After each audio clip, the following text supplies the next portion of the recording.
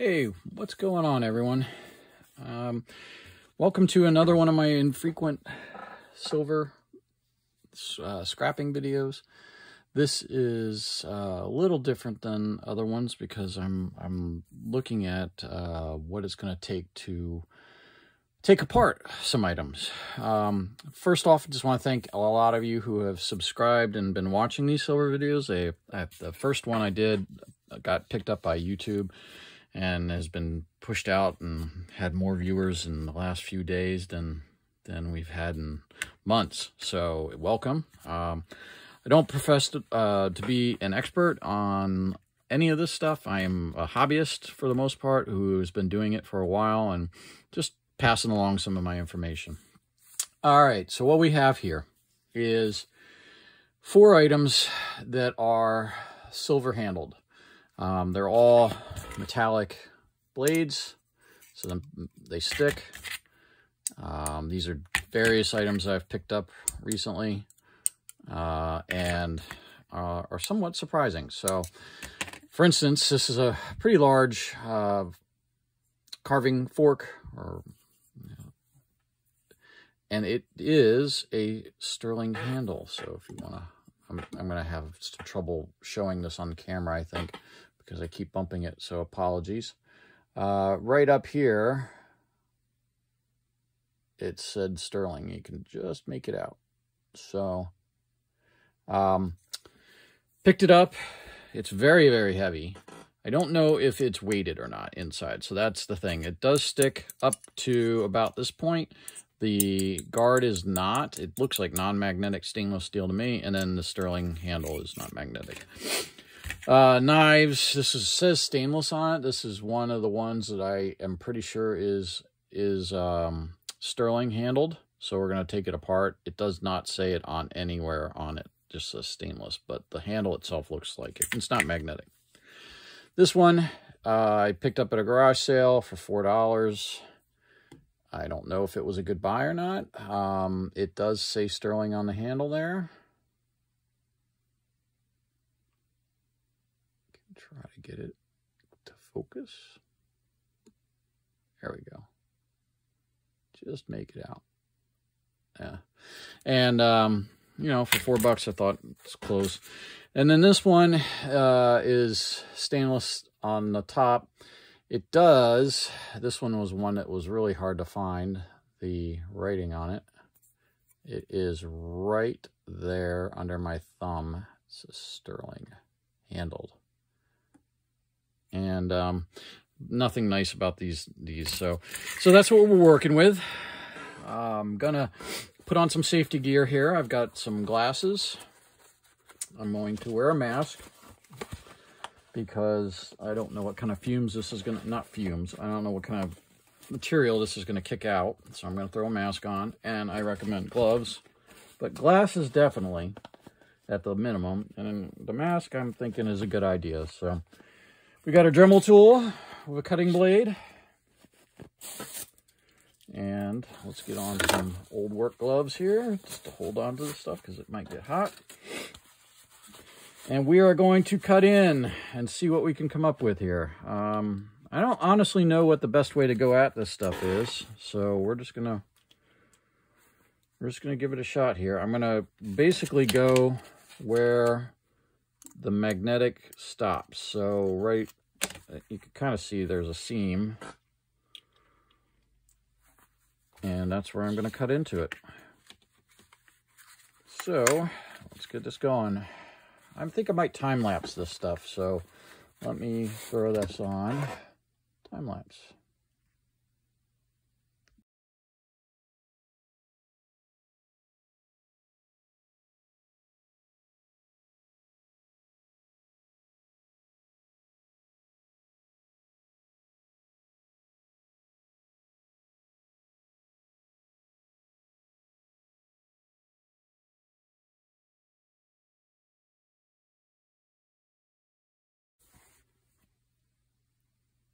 All right, well, that was a learning experience. So I don't know how I'll splice that video in, but it basically gave me, took a while took 10 minutes or so to cut through all this stuff. I actually gave up on this one because, one, it's really thick, and two, I can see that there's a layer underneath that's weighted, I think. So I'm going to talk to my refiner and see what his best comment is on this one. This one was an odd thing. I cut it enough and it eventually released. That's still a little warm. I'm pretty sure it's a layer of silver on like bakelite maybe, or some kind of plastic. Not plastic. I think bakelite's probably most likely, because it is hollow, and then you can see in there that there is more of the stuff in there. And when I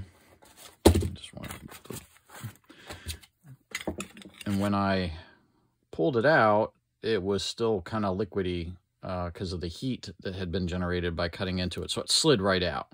So you could see the tang of the knife there that would have been in, but that's now completely out. So all of this is more or less going to be metal and then that plastic. So again, we'll see what he says. The first one I cut was that handle off of the long knife that I paid $4 for. So I can see there's brass going through that. So that's why it's not magnetic, although I see some steel also of some sort. So and then a layer of like plaster or something that's around the brass and around the thing. So what might be possible is to grab a hold of the silver now that it's cut, or I could have maybe even done this before and just kind of crush out a little. No, it's really, yeah, there it goes. So I'm wondering if it's just like a situation where, yeah, it is. So this is a thing where you actually could have probably just peeled it off. So it's very similar to like the candlesticks that we've dealt with.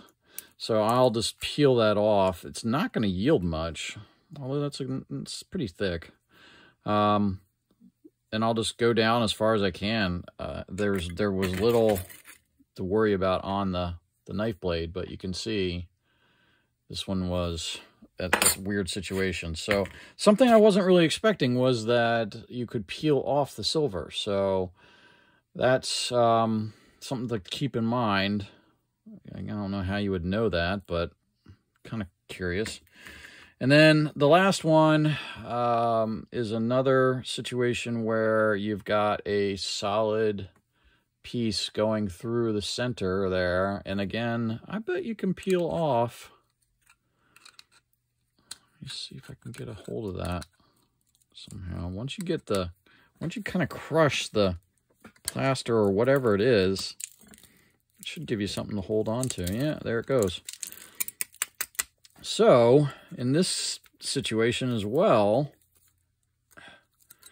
it looks like the way to attack it, I'm sorry about that, is to basically pull off the silver, and then you'll have clean silver without, and I'll just put that in on my scrap bag like I would with any of the other stuff. So I'm gonna I think I'm gonna do that for all of them, actually.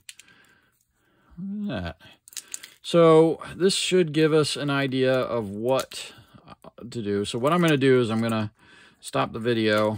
I'm gonna peel all this stuff, and then we'll see what it weighs now that it's loose of the knife. Huh. Definitely not what I was expecting. And I'm wondering now if the pricing that he would have paid without doing this would have been far better than the aggravation that's gonna have to occur now. All right, let me pause this and break this down. You don't need to watch that. Okay, so I'm back. All right, I've broken down the 3 handles, and I basically ended up doing it by taking some heavy-duty wire cutters, snips, and I'm just going to use this as an example. Basically, once I had cut that off, and I don't think you need to cut it off to do what I did, which is grab pieces, basically crush into the handle, break the plaster that's in there, and then you can start to peel off the silver. I don't think it'll do it with this one because this is more of a solid piece, but the ones that have like lines and stuff going through it, I think they're easier to grab, and once you start to peel, you're basically just twisting it all the way around, and you can see that, you know, when you get a piece, it would just start peeling off and go all the way around. So what did it yield? I guess that's really the question. My refiner pays as a rough guide for smaller knives a ½ ounce of silver. And if it's a larger knife, and I'm guessing by a larger knife he means something like this, he's going to pay an ounce of silver. So what did we get? Well, on that one big knife, which had the little handle, I paid $4 for that. That yielded this little pile here, and that was 10.4 grams of silver, which is exactly, at today's date, roughly $7.85 worth of silver at melt value, sterling. So I paid $4. I mean, you know, not quite doubling the money, but definitely not worth the effort. If I had it to do over again, I wouldn't even cut it. I would have just peeled the silver right off that handle. Now that I know kind of what's in there. Hey, this is a learning experience for me too. All right, the other two knives were just your standard dinner knives. One was a little smaller than the other, handle length-wise, but they both kind of yielded the same amount. I don't know which was which, sorry. This one, this pile is 17.1 grams of silver, so a little more than a ½ ounce of silver.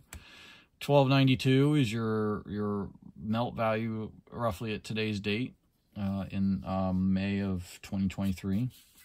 And then the other one yielded a little slightly more, 17.3 grams, so $13 is your rough melt of the silver. So he's not far off in terms of what he's given me for the knives. He's valuing them at about a ½ ounce. And the yields were roughly 0.6, slightly bigger than a ½ ounce. So I don't think it's worth the aggravation of ripping them apart. Yeah, he makes a little bit more. I think they just melt them down and the impurities are pulled right out of it. But that 0.1 of an ounce, yeah, I guess it adds up. But I'm not sure it's worth the aggravation of pulling them apart. So if you're able to buy a knife at roughly, you know, a silver, when you're valuing a silver set, the stuff that doesn't have steel in it's pretty easy, because that's not, it's always been a question on how much should you value one of these knives at. And I have to say, probably putting a rough value of a ½ ounce of silver in each handle is not a bad way to look at it. So of all the stuff that I did tonight, trying to break them down, cutting them, something like that, I think that's the big learning, is that truthfully, it might be just worth to trade them in as is. The better way to get rid of them is to sell them as a replacement piece. So I have a couple knife, fork, spoon sets that I'm trying to sell as replacement place settings. You're going to get far more money by not scrapping them. But if you're to just scrap the knives on their own, I don't know that it's worth pulling them apart. So that's what I've learned tonight. Hopefully it helped you guys. Thanks for watching these videos, and hopefully you get something out of them. All right, see you on the next one.